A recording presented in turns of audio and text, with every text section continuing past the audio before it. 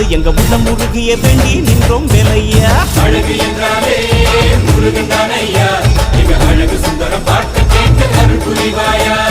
சேவல் கொடியுடன் சிரிக்கும் முருகையா, எங்க வாழ்க்கையில வெற்றி பொங்க தருவாயா.